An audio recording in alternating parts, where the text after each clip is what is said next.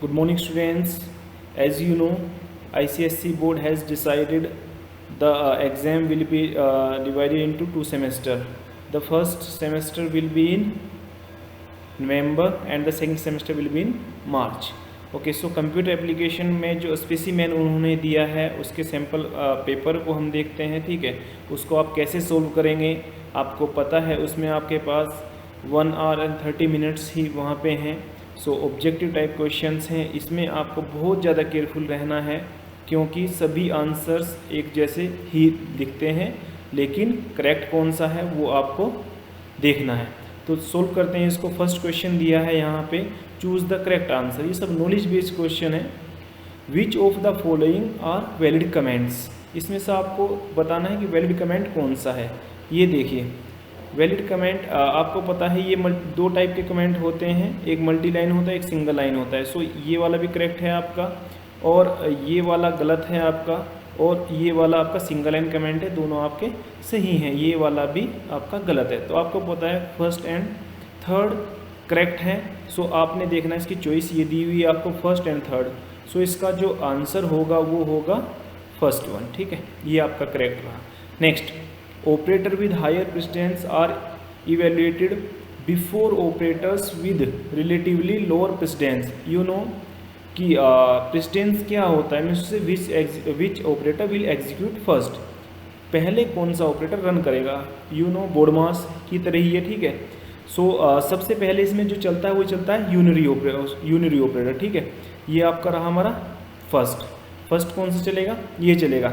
Second आता है हमारा multiplication division and modulus operator, second हमारा चलेगा ये वाला। और थर्ड आपका होता है ग्रेटर देन लेस देन, ये वाला। और जो लास्ट आता है वो आता है आपका लॉजिकल ऑपरेटर्स। सो इसमें जो आंसर बनेगा वो बनेगा first and second and third and fourth. So correct क्या हुआ 1 2 3 4। सो देखो फोर्थ वाला फर्स्ट पे है, फोर्थ वाला फर्स्ट पे है, सेकंड वाला सेकंड पे ही है, थर्ड वाला थर्ड पे है, और ये वाला फर्स्ट वाला आपका फर्स्ट पे है। So the correct answer will be the third. Okay, now come to the C question. Which of the following keyword is used to create an instance of the class. As you know instance of the class object is also known as instance of the class. Object को हम क्या बोलते हैं, instance of the class बोलते हैं। और कोई भी ऑब्जेक्ट बनाने के लिए हम न्यू कीवर्ड यूज करते हैं। So the answer will B new. Now what is the final value stored in variable x. अब हम इसको क्वेश्चन को देखते हैं डी पे, इसको थोड़ा सोल्व करने वाला है, ट्रिकी क्वेश्चन है। इसने क्या दिया है, डबल इक्वल टू माइनस दिया है, यहाँ पे क्या दिया है -8.35।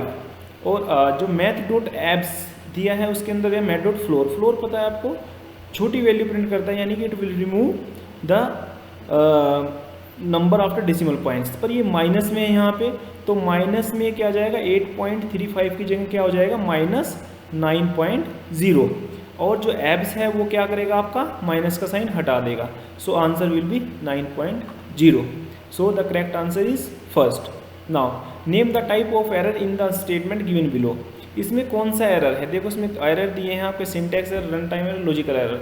लॉजिकल एरर वो होता है जब हम प्रोग्राम सही लिखते हैं लेकिन हमारी आउटपुट हम जो चाहते हैं वो नहीं आती, तो लॉजिकल एरर तो नहीं है। सिंटैक्स एरर वो एरर होते हैं जब हम सिंटैक्स में कोई लिखने में गलती कर देते हैं, वो भी नहीं है इसमें। सो ये डिवाइड बाय जीरो एक्सेप्शन बोलते हैं इसको, डिवाइड बाय जीरो। किसी भी नंबर को आप जीरो से डिवाइड नहीं कर सकते। सर जब प्रोग्राम चलेगा तब ये कोई आउटपुट नहीं देगा। सो ये कौन सा एरर हुआ आपका, ये हुआ आपका run time error. Okay, now the next question, fill in the blanks वाले क्वेश्चन आ गए आपके पास। सेकंड क्वेश्चन में देखो सब 1 मार्क्स के क्वेश्चन है, इसमें आपके 5 क्वेश्चन हैं और each 1 marks will carry. So 5 number का आपका एक पहला क्वेश्चन हो गया। सेकंड क्वेश्चन आपका fill in the blanks with the correct option. As you know the allows a class to use the properties and methods of another class. ये हम 8th class से पढ़ते आते हैं, 8th 9th 10th में same ही पढ़ते हैं।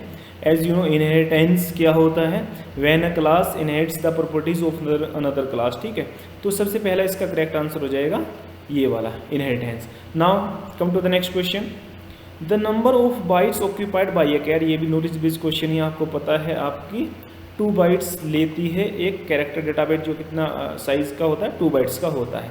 Next, the is called an instance of the class, हमने पहले भी डिस्कस किया है, object is also known as the instance of the class, तो इसका आंसर हो जाएगा object. Next, D are the words which have special meaning, हमको पता है कीवर्ड्स हैं जो स्पेशल रिजर्व कीवर्ड्स होते हैं, रिजर्व वर्ड्स होते हैं, वही स्पेशल मीनिंग रखते हैं, ठीक है, तो इसका आंसर हो जाएगा keywords.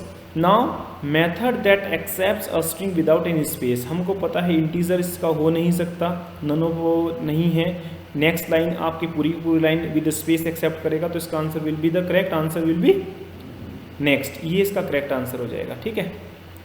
Now name the, third question पे आ जाते हैं। Name the following the keyword to make a variable as a class variable, class variable बनाने के लिए एक वेरिएबल को कौन सा कीवर्ड यूज़ करते हैं। सो स्टैटिक में कभी भी एस कैपिटल नहीं आता, सो ये करेक्ट आंसर। फाइनल आपको पता है किसी भी वैल्यू को कॉन्स्टेंट बनाने के लिए यूज होता है, तो static will be the correct answer. Intermediate code obtain after compilation, compile होने के बाद में इंटरमीडिएट कोड के पास क्या रहता है, तो वो रहता है बाइट कोड। आपको पता है intermediate code is also known as a Java byte code. The method with the same name as of the class and which does not have a return data type is called a constructor, आपको पता है अब वो क्या होता है, constructor ही होता है, ठीक है। जब क्लास और फंक्शन का नाम सेम होता है तो उसको क्या बोलते हैं, कंस्ट्रक्टर बोलते हैं, ठीक है ना। Next, the statement to stop the execution of a construct, किसी भी प्रोग्राम की एग्जीक्यूशन को रोकने के लिए हम यूज़ करते हैं सिस्टम डॉट एग्जिट, क्योंकि ये दोनों जंप स्टेटमेंट है, ठीक है, ये लूप में यूज़ होती हैं, ठीक है। तो सबसे जो आंसर है इसका होगा system dot exit. Invoking a function by passing the objects of a class is termed as, जब हम कोई मेथड पास करते हैं, किसी मेथड में कोई ऑब्जेक्ट पास करते हैं, तो उसको क्या बोलते हैं हम, कॉल बाय रेफरेंस बोलते हैं, ठीक है। ये दोनों के दोनों हमारे गलत हैं, इसका correct answer call by reference. State true और फॉल्स, इसमें क्या है, आपको ट्रू और फॉल्स बताना है। आपको पता है byte is a non primitive data type, byte तो आपका प्रिमिटिव डेटा टाइप है, तो इसका आंसर हो जाएगा ट्रू। ये देखो इसमें थोड़ा ट्रिकी है, पहले उन्होंने नोट ऑपरेटर लगाया है और उसके बाद क्या दिया है इन्होंने इसको 2 इज ग्रेटर देन 3, नहीं 2 तो ग्रेटर देन 3 नहीं हो सकता, और इन्होंने एंड ऑपरेटर भी यूज़ किया है 4 इज ग्रेटर देन 6, तो दोनों ही कंडीशन हमारी फॉल्स हैं, तो रिजल्ट क्या आ जाएगा, फॉल्स आ जाएगा। फॉल्स अंदर का रिजल्ट है ब्रैकेट के अंदर का, पर यहाँ पे नोट लगा है तो ये फॉल्स को क्या कर देगा, ट्रू कर देगा, so answer will be true. Now scope of local variable is with in a class, नहीं ये आपका फॉल्स है, क्योंकि जो लोकल वेरिएबल होता है वो विद इन अ मेथड एक डिक्लेयर होता है क्लास में, जो क्लास में होता है ग्लोबल वेरिएबल होता है, इंस्टेंस ऑफ द क्लास को, इंस्टेंस वेरिएबल उसको बोलते हैं, ठीक है। The default statement is optional in switch case, नहीं ऑप्शनल नहीं होती, आपको डिफॉल्ट स्टेटमेंट लगानी होती है। दिस इज फॉल्स, ये क्या होगा, फॉल्स रहेगा, इसको आप कट कर देंगे। Now next, the assignment operator is left associative, हाँ ये क्या करता है, लेफ्ट को राइट से जोड़ता है, so this is the true answer. Okay, now choose the odd one, odd one देना है, सो नॉलेज बेस्ड क्वेश्चन है आपके, choose the odd one. You know encapsulation, data abstraction, polymorphism, ये सब क्या कंसेप्ट है उसके, तो इसमें पोर्टेबल आपका ओड है, so the correct answer will B portable. Now ये क्या है, ये भी आपके सब के सब से क्या है, रिलेशनल ऑपरेटर है, ग्रेटर देन हुआ, इक्वल टू हुआ, और ये आपका इसमें लॉजिकल ऑपरेटर है, तो करेक्ट आंसर क्या होगा, लॉजिकल ऑपरेटर होगा। ये सब के सब क्या है, मिल रहे हैं, ये सब रिलेशनल ऑपरेटर है, पर यहाँ पे लॉजिकल ऑपरेटर है। नाउ द C1 रिटर्न है, ब्रेक है, कंटिन्यूस सिस्टम डॉट एग्जिट, ये तीनों की तीनों हमारे क्या हैं, ये तीनों की तीनों हमारे क्या हैं, ये जंप स्टेटमेंट में आते हैं, तो the correct answer will B return. Now D integer, double, character, ये सब क्या है, प्रिमिटिव डेटा टाइप हैं, क्या है, प्रिमिटिव डेटा टाइप है, इनमें जो स्ट्रिंग है वो आपका नॉन प्रिमिटिव में आ जाएगा, तो ये क्या है, ओड है, तो ये करेक्ट आंसर हो जाएगा। नाउ ई पे आते हैं, ई में क्या है, इसने आपको दिए प्लस है, मॉड्यूलस है एंड डिवीज़न है, तो इसमें जो ये है ये आपका लॉजिकल ऑपरेटर है, ये आपका क्या आ जाएगा, ओड हो जाएगा यहाँ पे ना।